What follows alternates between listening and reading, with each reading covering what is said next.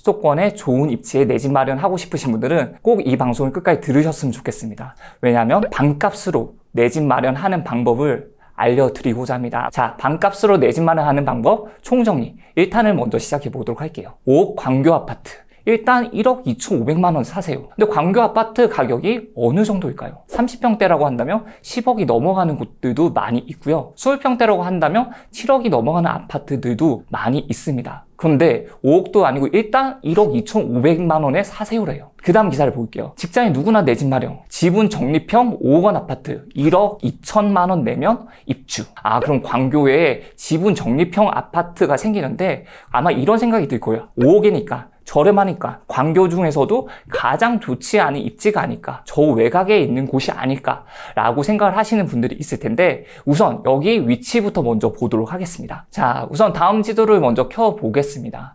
여기서 레이어의 법정 경계를 보도록 할게요. 여기가 서울이요. 조금 더 아래쪽으로 가게 되면 과천시, 성남시가 있습니다. 용인시, 수지구가 있어요. 그리고 바로 그 아래쪽에 수원시, 영통구가 있습니다. 광교는 영통구에 위치를 하고 있어요. 그리고 여기에는 호수가 있습니다. 이 인근에 있는 곳이 광교 신도시라고 불리는 곳이에요. 조금 더 자세히 보도록 할게요. 여기가 이제 광교 지도입니다. 광교를 보게 되면 조금 전에 말씀드렸다시피 여기 신분당선이 지나가고 있습니다. 광교 중앙역에서 이제 신분당선을 탄다면 강남까지 정말 빠른 40분 정도 만에 도착할 수가 있어요. 여기 보시면 원천호수가 있습니다.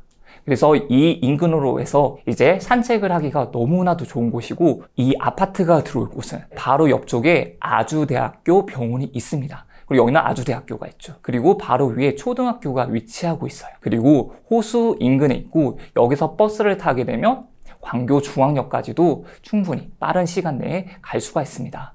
그리고 여기 갤러리아 백화점 광교점이 있어요. 아비뉴 프랑이라고 하는 좋은 상권이 갖춰지고 있습니다. 그리고 롯데마트, 롯데 아울렛 등 쇼핑하기가 좋은, 유동인구가 많을 수 있는 조건을 가지고 있는 곳이기도 합니다. 그래서 강남 접근성을 보자면 이제 지하철로는 한 40분, 그리고 버스를 타고 역까지 가는데 10분 정도가 소요돼서 50분 정도면 강남역에 도착할 수가 있습니다. 그리고 아마 여기 광교라는 지역을 아시는 분들은 호수공원을 정말 많이 가보셨을 거예요. 여기 호수공원을 한 바퀴 돌아보시면 정말 특히 야경이 너무나도 이뻐요. 자, 그럼 여기서 이제 입지가 그래도 괜찮은 건 좀 알겠어요. 과연 근데 분양가는 얼마 정도가 될까요? 우선 분양가를 보자면 이 인근의 아파트의 가격을 먼저 보시고 난 다음에 분양가를 보게 되면 이 아파트가 싼지 비싼지를 알 수가 있을 거예요. 여기서 이제 20평대를 소팅을 했습니다. 소팅을 해서 봤을 때 첫 번째 아파트, 여기가 지금 들어오는 곳이고요. 광교 호반베르디움이라는 아파트가 있습니다. 바로 인근에 있는 아파트예요. 길 건너편에 있는 아파트입니다. 여기가 2014년에 입주를 했고요. 1330세대입니다. 24평 기준에 7억 7천이에요. 그리고 광교 호반마을 21단지가 있습니다. 여기 또한 2014년에 입주를 했고요. 여기는 세대수가 조금 작아요. 394세대고요. 24평에 6억 3천입니다. 이제 여기는 교통적으로 봤을 때 광교 호반베르디움보다는 조금 더 외곽에 있다고 볼 수가 있어요. 새로 이번에 들어오는 곳 같은 경우는 조금은 더 지하철역에서도 가깝다고 볼 수가 있습니다. 광교 A17블럭 같은 경우는 24평이요. 600세대가 입주할 예정인데 240세대는 지분 적립형으로 분양을 할 예정이고요.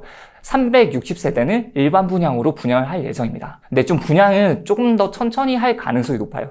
2028년 완공 예정. 그러니까 2025년에 공사를 착공을 해서 2028년도에 완공할 예정입니다. 그리고 이 아파트는 후분양을 할 예정이기 때문에 아파트가 지어지는 걸 어느 정도 본 다음에 분양을 진행할 예정이에요. 자, 그러면 여기서 이것만 봤을 때 분양가가 어느 정도면 적당하다고 볼 수 있을까요? 2028년도 입주기 때문에 2014년인 아파트와 최소한 14년 정도가 차이가 나는 거예요. 그렇다면 과연 얼마 정도면 가격이 합당하다고 보여지시나요? 처음에 이제 이 그림을 보시게 되면 어떤 그림인지, 그리고 지분 적립형이라는 게 어떤 건지에 대한 걱정이 먼저 되실 거예요. 근데 간단하게 생각을 해보시면 이 파란색이 내 땅이라는 거예요. 우리가 집을 사게 되면 야, 여기 안방이랑 거실은 내 건데 나머지는 다 은행 거야, 이런 말을 하잖아요. 왜냐면 은행이 대출을 받아서 산 거니까. 이것도 마찬가지예요. 방 하나가 내 집, 25% 정도만 내 집이라고 볼 수가 있는 거예요. 나머지는 공공기관의 것이에요. 그런데 4년마다 이제 한 번씩 그 집을 뭐 처음에는 작은 방, 그 다음에는 작은 방, 두 번째 작은 방, 그 다음에 화장실, 이 지분들을 조금씩 넓혀갈 수가 있는 거고, 여기에 나오는 개인 지분이라고 하는 파란색이 지분을 넓혀간다는 말이에요. 그래서 25%, 40%, 55%, 70, 85, 100, 100%가 만약에 된다면 100% 내 지분의 집이 완성된다고 볼 수가 있습니다. 가산이자라고 하는 거는 결국 내가 내야 돼, 조금씩 더해지는 이자라고 보면 되고요. 이 계산 방법이 어려울 수도 있어요. 그런데 그냥 이 공식처럼 해서 이것만 기억을 해주시면 되고, 만약 모르겠다 하시면 넘어가면 됩니다. 왜냐면 이 분양 공고 나왔을 때 누군가는 또 가산이자를 자세히 설명을 해드릴 거고, 아마 그게 저였으면 좋겠습니다. 4년차 가산이자를 어떻게 계산을 하냐면, 우리가 7,500만 원을 빌렸다 해서 7,500만 원을 빌렸을 때 4년차 때 한번 갚고, 8년차 때 한번 갚고, 12년차 때, 16년차 때, 20년차 때 이렇게 갚는다고 생각을 해보시면 좋을 것 같습니다. 그래서 4년차 가산이자 같은 경우는 7,500만 원에 2%죠. 정기 예금 이자율. 그리고 거기에 4년에 한 번씩이니까 4년이 되는 거예요. 8년차 가산이자는 7,500만 원에 2%의 8년이 되는 거예요. 그렇기 때문에 1,200만 원이 되는 거죠. 자, 20년차 같은 경우는 20년이 곱해지는 거예요. 그래서 우리가 기억해야 될 경우는 이제 최초 분양가 4년마다 내는 금액이 정해지게 되면 정기 예금 이자율이 얼마인지를 알게 되고, 그 연수를 곱해주면 가산 이자가 나오게 되는 겁니다. 이렇게 해서 총 납입을 해야 되는 금액이 분양가 5억에 이제 이자까지 포함해서 5억 9천 정도가 돼요. 20년 동안에. 그런데 20년이 이제 지나고 나서 어떻게 보면 9천만 원이 더 붙는 거잖아요. 그 9천만 원이 20년 전에 9천만 원과 지금의 9천만 원이 다르듯이, 지금 9천만 원과 20년 뒤에 9천만 원은 다를 가능성이 높습니다. 그렇기 때문에 이 이자가 어떻게 보면 조금 부담이 될 수도 있겠지만 20년 동안 나눠서 낸다고 생각을 해보시면 좋을 것 같아요. 결론을 말씀을 드리자면 이 분양가는 5억, 그리고 이자까지 포함해서 우리가 20년 동안 납입을 해야 되는 금액은 5억 9천만 원이라고 말씀드릴 수 있을 것 같습니다.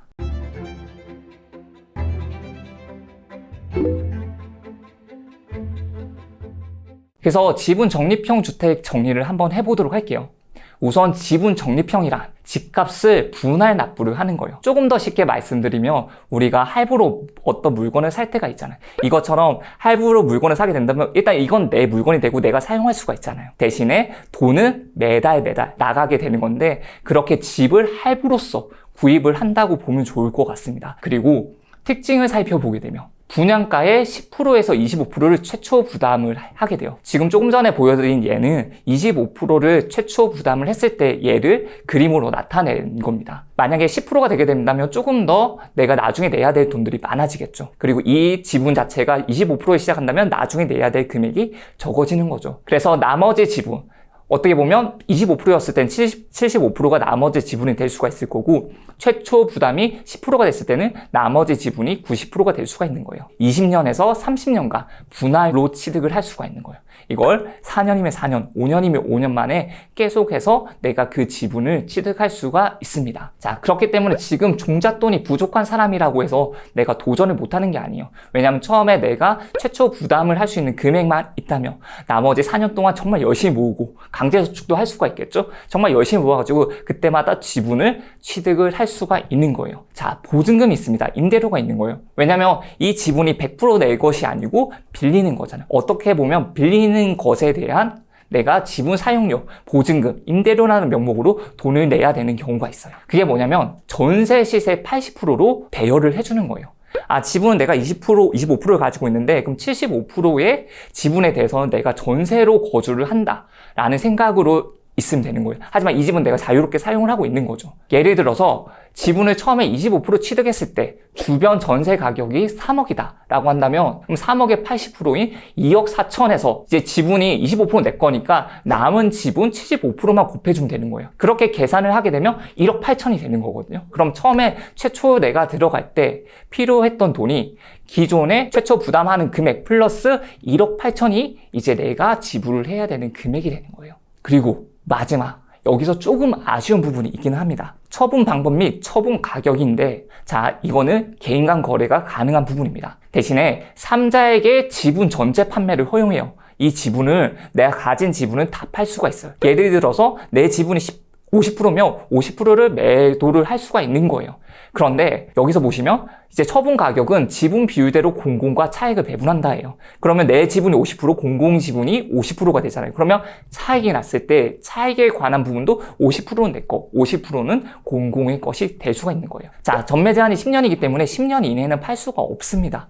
10년 이후에 팔 수가 있는 거예요. 그리고 여기 쓰여지진 않지만 실거주 조건이 있습니다. 실거주 조건이 5년이에요. 그러니까 5년 동안 거주를 하시면서 내가 이 집에 계속 살 수 있으면 살면 되는 거죠. 대신에 이 집에서 내가 지내기는 좀 집이 작다라고 한다면 이사를 갈 수가 있는데, 그때 뭐 전세를 주고 이사를 갈 수도 있겠죠. 그렇게 된다면 일단 매도는 할 수가 없어요. 매도는 10년이 있어야지 매도를 할 수가 있는 거예요. 그럼 10년이 지나고 나서 매도를 했을 때 그 지분에 따라서 내가 금액을, 수익을 얻을 수가 있는 거죠. 예를 들어서 지금 주변 아파트 시세가 8억이라고 했을 때 제가 5억에 분양을 받았어요. 그리고 나서 10년이 지났을 때 가격이 그대로라고 가정을 하고 3억을 수익을 얻었다고 할게요. 근데 내 지분이 50%밖에 없는 거예요. 그러면 50대 50, 1억 5천씩 나눠서 가지게 되는 겁니다. 그런데 1억 5천, 1억 5천이 안 될 수도 있어요. 왜냐면 맨 밑에 괄호로 해서 써뒀는데 시장의 가격이 아닌 별도의 방식으로 판매 가격이 결정이 됩니다.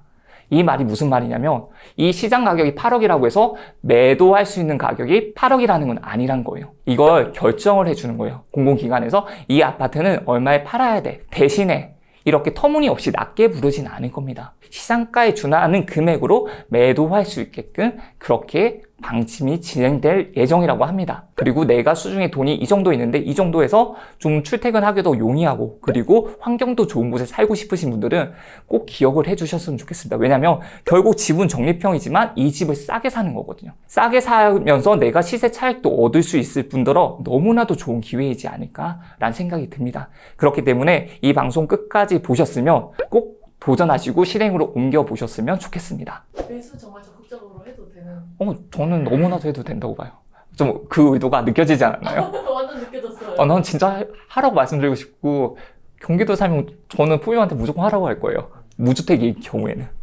좋습니다. 진짜. 이거 넣어도 되는데 진짜 저는 PD님들한테도 작가분들한테도 하라고 말씀을 드릴 거예요. 정말로.